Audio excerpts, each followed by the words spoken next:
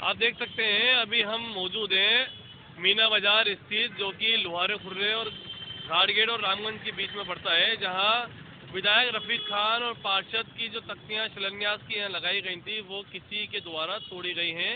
ये देख सकते हैं तख्ती का जो फ्रेम यहाँ बना हुआ था ये मीना बाजार के कोने पर है और ये तख्तियां हैं जो साइड में टूटी हुई पड़ी है। किसने तोड़ी इसका भी कोई खुलासा नहीं है।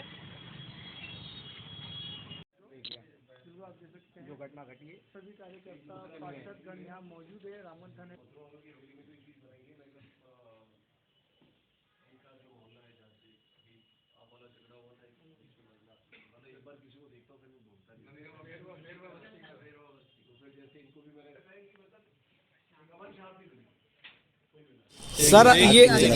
सर क्या मामला हुआ ये बताएंगे आप?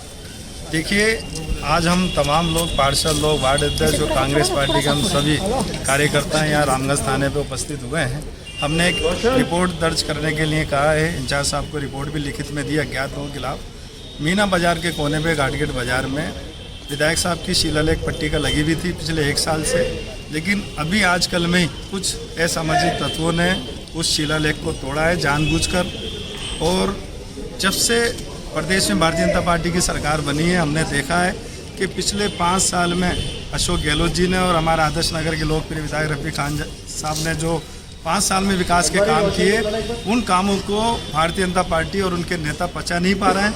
और इस तरह की अप्रिय घटना और पूरे शहर में माहौल ख़राब करने के लिए इस तरह की घटना। सर लेकिन ये कैसे पता चले कि बीजेपी द्वारा की गई है? कोई नशेड़ी भी हो सकते हैं इसके पीछे?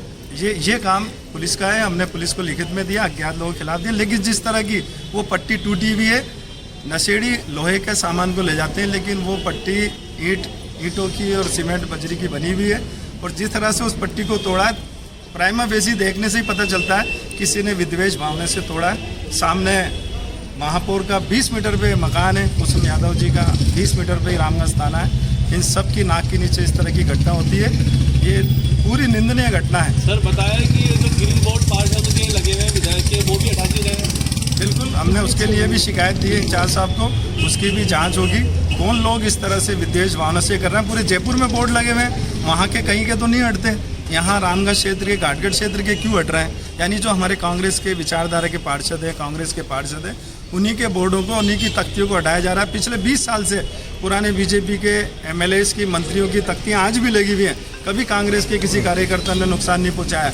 लेकिन आप देखिए पिछले 5 साल में जो विकास की तख्तियाँ आदर्श नगर में और जयपुर शहर में लगी, उनको तोड़ने का काम भारतीय जनता पार्टी के लोग कर रहे हैं। और मैं आपके चैनल के माध्यम से उनको चुनौती देना चाहता हूँ, इस तरह के काम को रोकें, वरना जयपुर शहर में किसी मुख्यमंत्री की, किसी उप मुख्यमंत्री की और ना किसी मंत्री की, ना किसी विधायक की एक पट्टी हमने लगने देंगे अगर इस तरह के कामों को उन्होंने नहीं रोका। नहीं सर, मगर ये कैसे कह सकते कि बीजेपी वालों का काम है?